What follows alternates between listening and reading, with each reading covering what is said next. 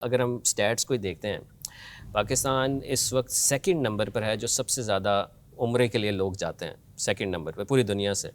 اور اگر ہم کرپشن کا انڈیکس دیکھیں، پاکستان 133 نمبر پر ہے آؤٹ آف 180. مینس ہم سے کوئی 47-48 ملک جو ہیں وہ زیادہ کرپٹ ہیں اور ہم 133ویں نمبر پر ہیں. تو اس طرح کی کرپشن انڈیکس جہاں اتنا ہو، اور دوسری بات جہاں پر ہم عبادتیں بھی بہت زیادہ کر رہے ہیں، تو کیا مسنگ کیا ہے؟ تربیت مسنگ ہے، کیونکہ ہمارے ہاں جو مذہب ہے، اس لیے مذہب کو مورد الزام ٹھہرانا جائز نہیں ہے. یہ معاشرتی تربیت ہے اوورآل، جس کا آغاز ایجوکیشن انسٹیٹیوشن سے ہوتا ہے. کیونکہ مذہبی طبقات ہیں، جیسے فرائیڈے سیریمنز ہیں، وہاں پر آپ آدھے گھنٹے کے لیے نماز پڑھنے کی جلدی میں جا کر بیٹھ جاتے ہیں، اور وہ جو خطیب ہیں وہاں پر انہوں نے آدھے گھنٹے میں جو بھی اچھی گفتگو کی، آپ واپس جاتے ہیں تھوڑی دیر اس کو یاد رکھے ہیں. یا سوشل میڈیا کے اوپر انفارچونیٹلی وہ بھی اصلاح طلب معاملہ ہے کہ جو میں نے عرض کیا، کنٹروورشل ڈسکشنز اتنی ہو گئی ہیں کہ لوگ مذہب سے ذہنی طور پر دور ہوتے جا رہے ہیں. ایجوکیشن انسٹیٹیوشنز، میڈیا، پھر جو تربیت گاہ والدین ہیں خود، یہاں سے قوم کی تربیت ہوا کرتی ہے. جو پریکٹسز ہیں وہ قوم کے اندر تربیت سے داخل ہوتی ہیں، کتابوں سے نہیں داخل ہوتی. کتابوں سے آپ جو مذہبی رسومات ہیں ان کی اہمیت کو اجاگر کر سکتے ہیں، وہ لوگ اڈاپٹ کر لیتے ہیں. لوگوں کے لیے آسان ہوتا ہے کہ مذہب کو رسماً جا کر حج یا عمرے کی صورت میں ادا کر دینا، یہ لوگوں کے لیے ایزی ہوتا ہے.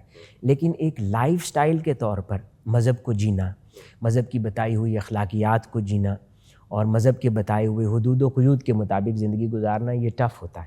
تو یہ نہیں کرتے. یہ تربیت سے ہی ممکن ہوتا ہے، اور ہم نے تربیت کے عمل کو کلیتاً ختم کر دیا ہے. نہ اس وقت ایجوکیشن انسٹیٹیوشنز تربیت کرتے ہیں، نہ گورنمنٹ سے اس قابل ہے. سنگاپور جیسی حکومت جو نیشنز بنی ہیں، ان کے سربراہان تو ہفتہ وار نیشنل ٹی وی پہ جب ان کے جو ہیڈ تھے وہ جب لیکچر دیتے تھے، کافی طویل عرصہ انہوں نے حکومت کی، تو وہ یعنی کھانے کے آداب تک پر بھی بات کرتے تھے قوم کے ساتھ، ڈریسنگ سینس پر بات کرتے تھے، بڑے چھوٹوں کے احترام پر. تو قومیں ایسے بنتی ہیں. آقا علیہ الصلوۃ والسلام نے جو تربیت فرمائی is a head of the state, یعنی وہ اٹھنے بیٹھنے، یہاں تک کہ کپڑے کے رنگ کے انتخاب پر بھی، اٹ شوڈنٹ بی لاؤڈ، ایک گریسفل ڈیسنسی ہونی چاہیے.